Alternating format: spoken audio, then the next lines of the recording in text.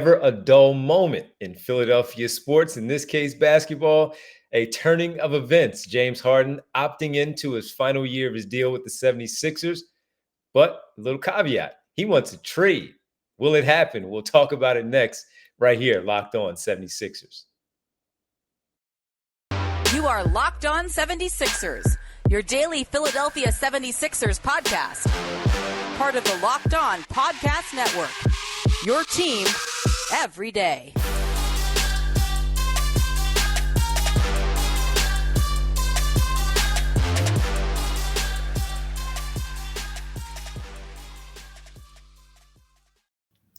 Today's episode is brought to you by PrizePicks. First-time users can receive 100% instant deposit match up to $100 with the promo code LOCKEDON. That's PrizePicks.com, promo code LOCKEDON. What's good, D? What's good is free agency, man. Underway. Friday. Can't wait. That's what's good, man. How you been? Great. You know what, man? I thought James would be the top free agent around. Guess not. Guess not. I guess not. Well, thanks everybody for checking in with us here.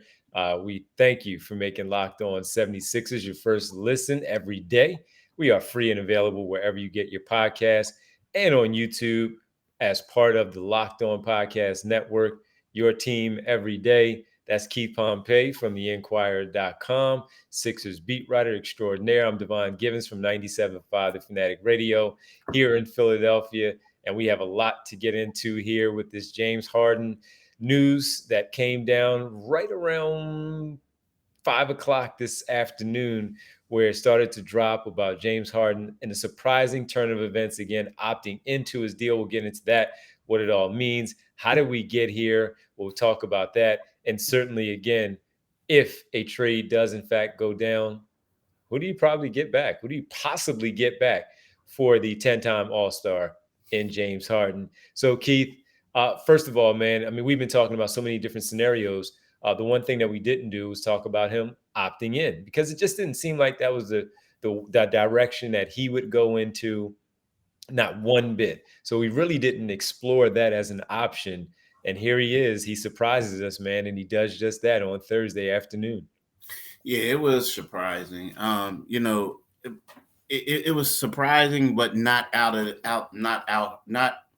unheard of. Let's keep it real. The Sixers, kept it 100. They always said that they weren't trying to impact they're not trying to impact their short or long-term future, right? And then the more, it was a time when everything seemed like Houston.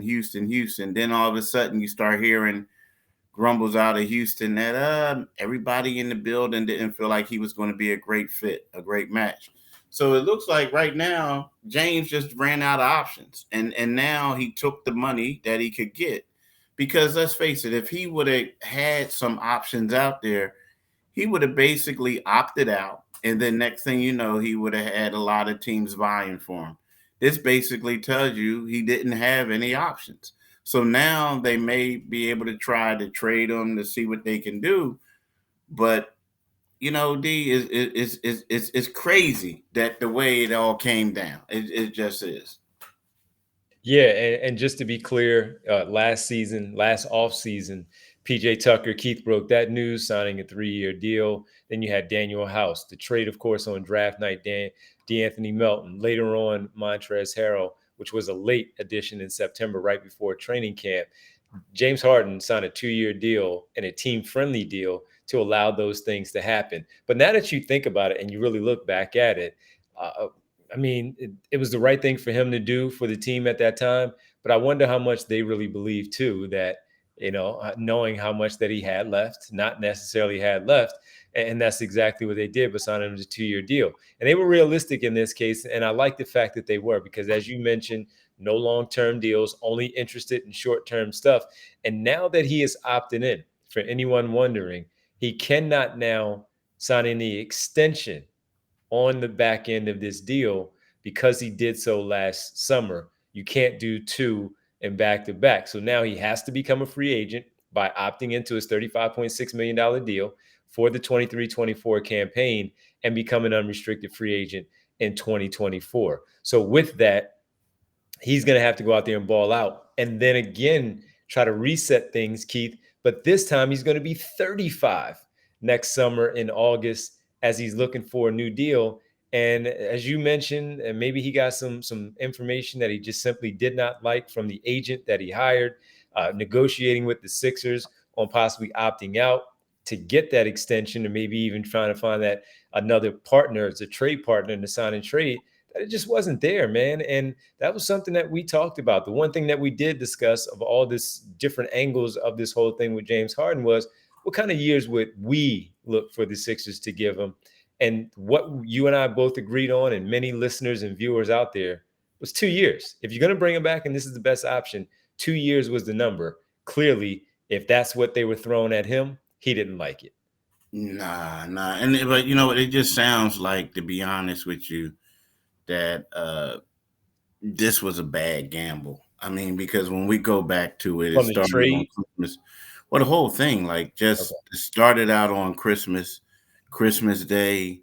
Then, you hear all this other stuff. Now, I'm here to tell you, when I went to the NBA pre-draft camp, that's all everyone was talking about, him going to Houston. But then it got to a point where it just seems like as it got closer, the people in Houston start thinking and like, well, we got the young fellas saying, he's not saying it, but Paul George was doing the talking for him, Jalen Green. On this podcast. And that wasn't a good look. That wasn't a good look because the way what he didn't answer.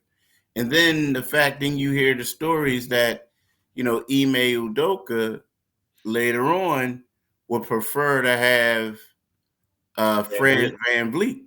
And when you look at it, you say Fred is a better fit. So it kind of like backfired on James, the whole thing. And, he was a guy that everybody wanted. It just seems, and who knows, he still may be here if they can't find a trading partner. Yep. I mean, that is not a guarantee that he's going to be traded. I mean, that's the plan that, but I'm just saying if it falls through or something falls through, but it's crazy how it went down. Looked like he came here a couple years too late. 100%. Well, I guess it made more sense in this case, Keith, as you're talking about it, to leave Houston to come directly to Philadelphia. And that would have worked out much, much better for him in terms of those contractual obligations and situations of signing something long-term to get what he wanted. We're going to take a quick break here. We come right back. And as we do, we'll come back and we'll talk about now some of the teams that at least we hear about. And then what would those players look like coming back? We'll factor in on a few teams. And then in the final segment later on, we'll get into some of those other teams that we left off here. We'll do that next right here as we talk James Harden, heavy James Harden right here, locked on 76ers. What I really want to talk to y'all about is I want to talk to y'all about PrizePicks, right? And, I'm a big fan of PrizePicks and I'm not a gambling man, but I like my PrizePicks. Now, the thing about PrizePicks is it has a 1 million daily Superflex, right? And that was a promotion that they had during the NBA playoffs, right? And when that goes on, and they do also have it for other sports, but what it happens is what you do is for 6 correct picks, you pick $1 million. For 5 correct picks, you pick $80,000. 4 correct picks, you get $16,000. And the thing about PrizePicks is, I just want to talk to you like this during a regular season. I would say, for example, I'm taking Luka Doncic to score more than 25.6 points. LeBron James to have more than 7.5 rebounds. Kevin Durant to have less than 6.5 assists. And Steph Curry to have more than 3.5 three-pointers made. So how does it work, you ask? What you do is you pick 2 to 6 players, and if they will go score more or less than the PrizePick projections, you can win up to 25 times your money on any entry. There's no competing against other people. It's just you versus the projections available. PrizePicks offers projections in any sport you watch, which includes the NBA, NFL, MLB, NHL, PGA golf, college football, men's college basketball, women's college basketball, and on, right? A lot of sports that it covers. So what you do is you go to download the PrizePick app or go to prizepicks.com to sign up and play daily fantasy sports. First-time users can receive 100% instant deposit match up to $100 with the promo code Locked On. If you deposit $100, PrizePicks will give you $100. If you deposit $50, PrizePicks will give you $50. Don't forget to enter the promo code Locked On to sign up for an instant deposit matchup for $100. I'm telling y'all, do it today, people. You'll be excited, and it's a great thing to do. Absolutely. A lot of baseball going on. So jump in on that right now. Welcome back. Thanks for making Locked On 76ers your first listen every day. Every day is tomorrow on the show. We'll kind of jump into if nothing happens with James Harden, the latest on that, but certainly free agent period. We have two more players to really focus on that are 76ers, and that's Jalen McDaniels and Shake Milton. We'll talk about them tomorrow. Should the Sixers look to bring them back? And also, what are the options for the 76ers out there on the open market? All right, Keith, one of the first teams that we heard about involving the 76ers and James Harden is that his destination is that he would be going back and returning to his home state where he grew up in Los Angeles. And that would be, Keith, to join the Los Angeles Clippers. Again, have to be a trade. So if we look at the Los Angeles Clippers, two of the names that have been very popular because Kawhi Leonard and Paul George would most certainly not be on the table for a James Harden deal to make things match financially, get to close to that $35 million. That would be Norman Powell and Marcus Morris, the Philadelphia native. That's at least a starting point. Maybe include Terrence Mann somewhere along the way. Could Robert Covington also, his name be mixed in there? Nicholas Batum. There are a lot of names to make the numbers work.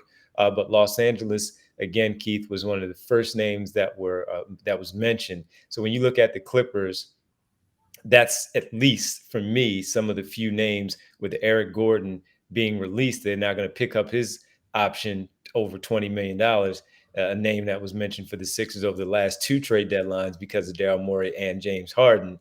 In this case now, he's not available. Those are a few names that I thought of as we hear Los Angeles Clippers. I don't think that's going to get it done. Like, in my opinion, I mean, my thing is, like, let's keep it 100. Daryl Morey's on the clock now. On the clock. Like, you done fired the coach.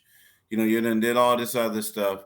Right about now, you got to get out of the second round. And I feel like James Harden isn't that player that he used to be. But we all said this. If you lose James Harden, you're not going to be able to have the money to get a player to replace him. Now, I love Marcus Morris. I do love him. I love those other dudes. But in order for them to win the championship, they need another A-list type of player. And that, not saying they're not, but what I'm talking about, you need an all-star level player. All-star level player to pair with Joel Embiid. And also, like I said, Daryl Morey's on the clock.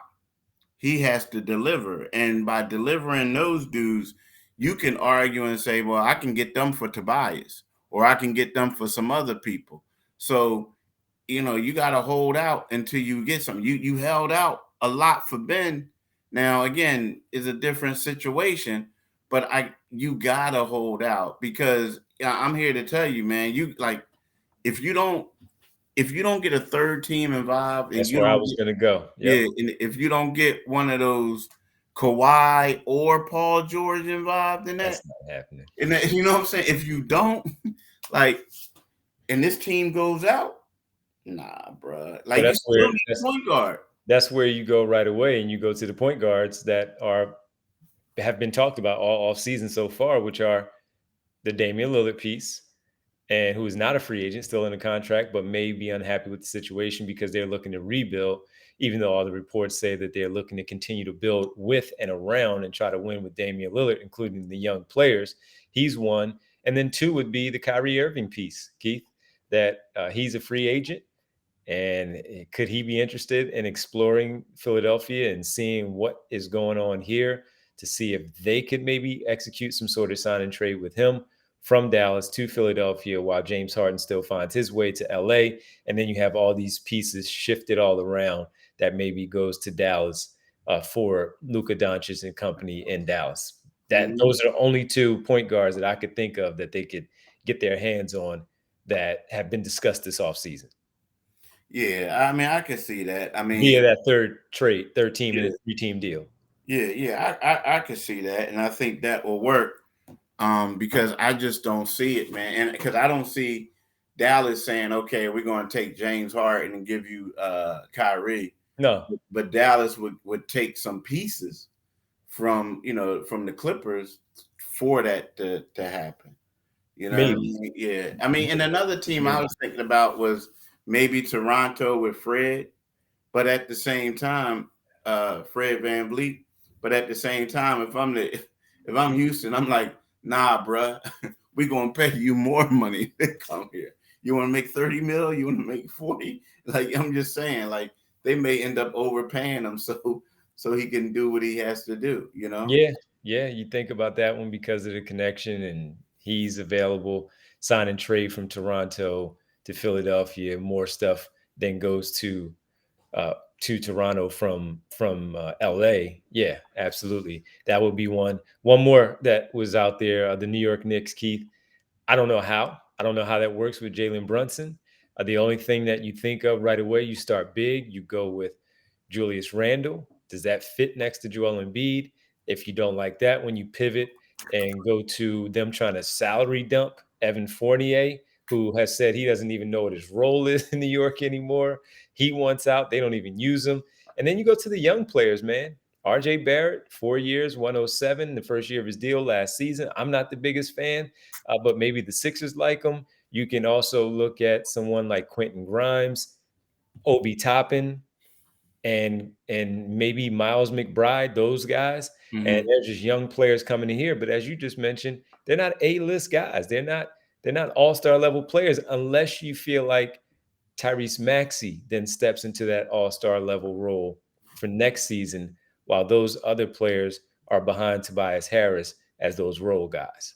Now, the one thing I will say, I spoke to a source tonight who said at this particular time the Knicks are not interested. Okay. Like, yeah, so they're not. Now, I maybe don't see it anyway. yeah, it don't like, and it just doesn't because it was like, what? Who? Nah, man.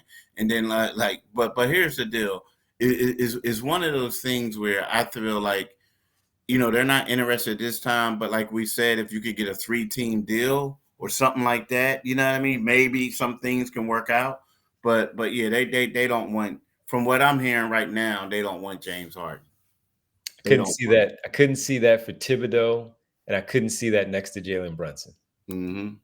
Mm-hmm. Yeah. I just couldn't see that. I couldn't see that. All right, man. I have a few more for you, just to throw you away because this is what they come to us for, to talk about these things, to get information about some of these things. A few more teams, the Miami Heat being one, and we'll talk about them when we get back right here on the final segment. James Harden opting in to the final year of his deal with the 76ers, but wants to trade out from Philadelphia elsewhere. Where could he possibly go? We'll talk about the Miami Heat side of things next, right here on Locked On 76ers.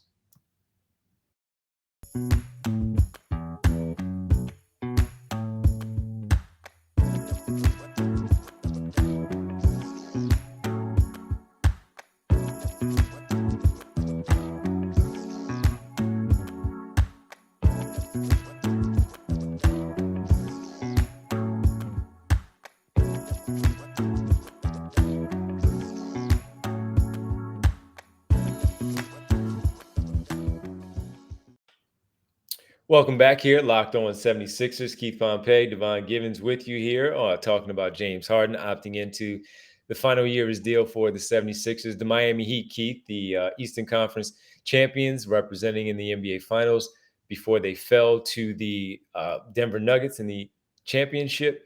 Also, it mentioned as a team out there, also doesn't really, I don't understand that either, except for the talent that James Harden is. But when it comes to the Heat culture, how the top level fitness that they're always in, the constant movement off the ball from an Eric Spoelstra led offense, James Harden, just like here in the Nick Nurse offense, there are questions about how that will work with Miami. But you can start with some young players who are talented, mainly number one, Tyler Hero. Yeah, I mean the thing is though, like, I mean I get it, like, but the one thing you talked about is the Heat culture, right? Um, I don't think that I don't know if Miami is willing to take on what James is about, like, partying and all this other stuff, and nothing against it. He can do whatever he wants, but I just don't see it, man. I do not see it that working out at all. You know, it'll be a party all the time and this and that. And then as far as the Heat culture, you got to be they're extremely strict. I just don't see it. Now on paper, it sounds good. Like, Tyler Hero, you can probably get have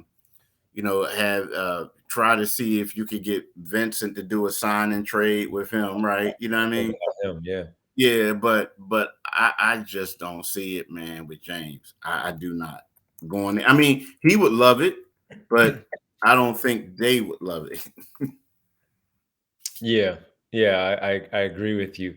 Well, I mean, I guess at this point, Keith, as we just threw a couple of those teams out, three teams in particular, you mentioned Toronto, you add them into the mix, and we talked about Dallas and Portland as far as expanding a regular two-team deal to a third team with a three-team trade involving James Harden.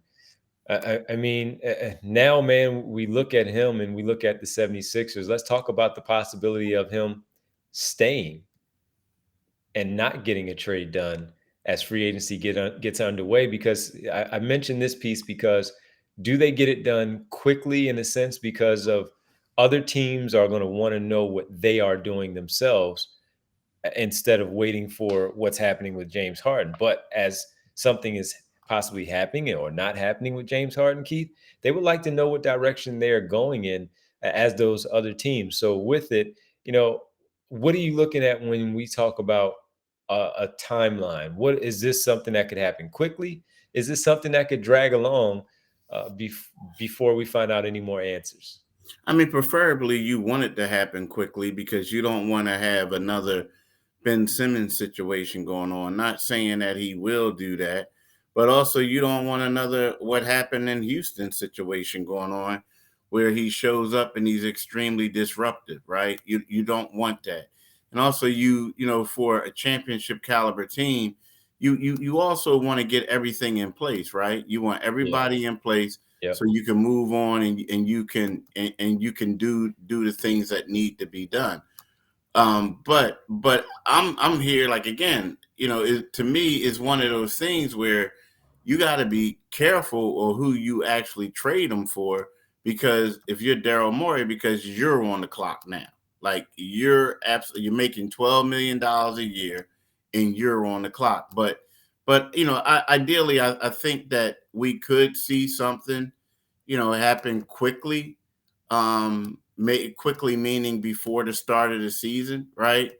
However, Wow. For the it start of the I mean, season. no, I mean, like, or way before, like, I mean, who I knows, mean, like, free agency gets underway tomorrow, yeah, so yeah, free agency gets underway. I mean, what I'm saying is, I don't think, okay, so the Clippers are a team that's identified, a team that called the Sixers.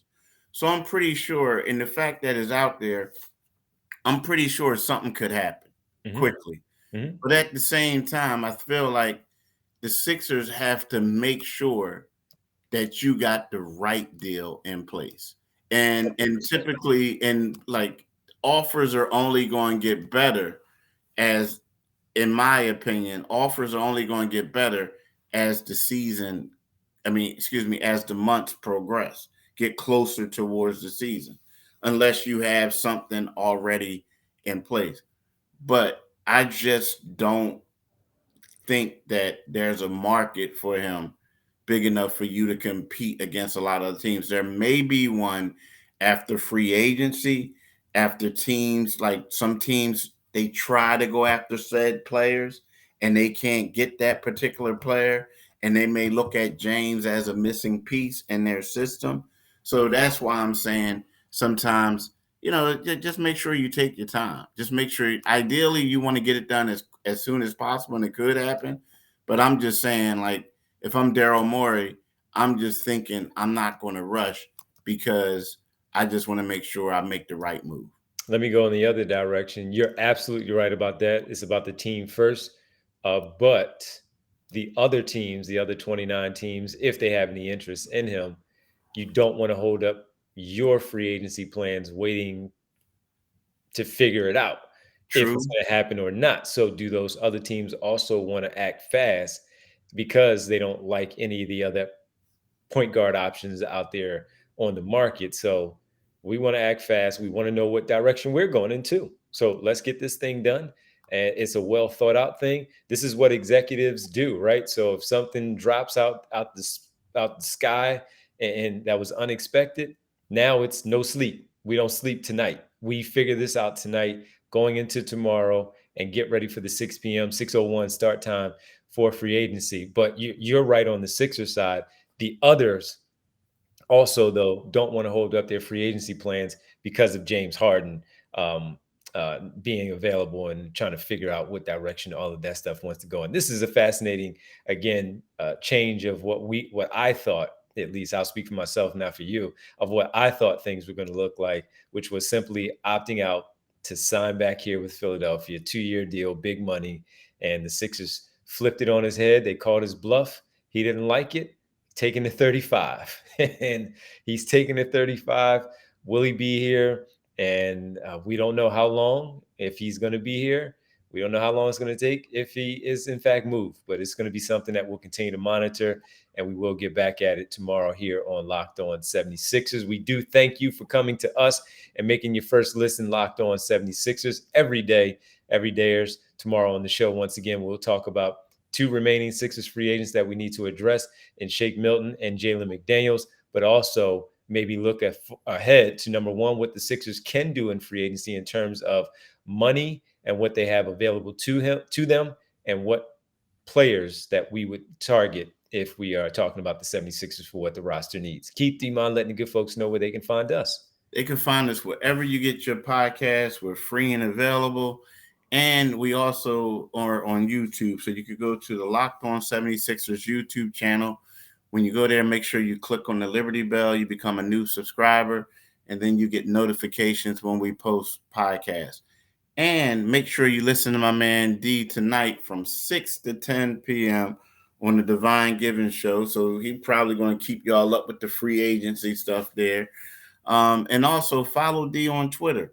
Is Divine G975. Follow me on Twitter at Pompey on Sixers, and you can read my articles in the Philadelphia Inquirer, inquirer.com with an I. The NBA doesn't sleep, Keith. Nah. But we do. We got to get some I sleep. know, we got to get some rest. Get ready for tomorrow. Thanks, man. Thanks to all you guys out there. We'll talk to you tomorrow as we get ready for free agency. Peace.